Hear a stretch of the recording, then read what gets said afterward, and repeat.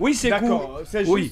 vous savez, je vous ai dit, je suis en train de travailler sur un grand reportage sur la problématique de l'insécurité dans notre pays. Oui. On peut tout comprendre pendant cette transition, sauf l'insécurité pendant quand même... Oui, qu'on soit dans un régime militaire. Voilà, j'ai quand même du mal à comprendre cela. Vous avez vu Sigiri la dernière fois, à Sigiri, il y a eu même une manifestation parce que tout simplement, les gens en ont jusqu'ici. Les opérations se font en pleine journée et les gens viennent armés jusqu'aux dents.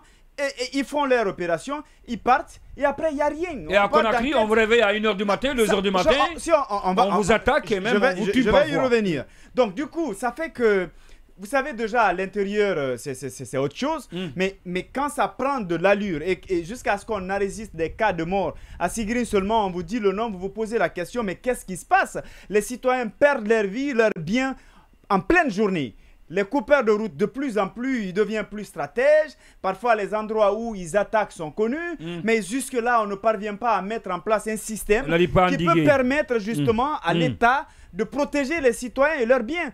Aujourd'hui, il y en a, qu'est-ce qu'ils font quand ils arrivent à la nuit, dès qu'il est 19h ou 20h, on dit, bon, ce qu'on va faire, on va passer la nuit ici pour éviter justement qu'on tombe dans la main de ces au risque de se faire attaquer. Ça devient compliqué. Et à Conakry, c'est encore autre chose. C'est tous les jours que Dieu fait, on entend, il y a eu ceci, il y a eu cela. L'acteur politique là, Morikaba, il a expliqué leur mésaventure la dernière fois. Donc pratiquement, alors je me pose la question, si jusque-là... Que fait le ministère de la Sécurité et de la Protection civile? Bien sûr, et on se rappelle des engagements... Le général Bachir Diallo. On se rappelle des engagements qu'il a eu à prendre. Depuis que Charles Ored l'a menacé, lui, c'est quand même compliqué. C'est lui qui avait dit que la récréation était terminée et que ceux qui étaient là mais depuis que Charles a dit que des têtes vont couper, vont tomber, très lui, on ne le voit plus. Encore une fois, ce reportage, ça va vraiment être un reportage choc.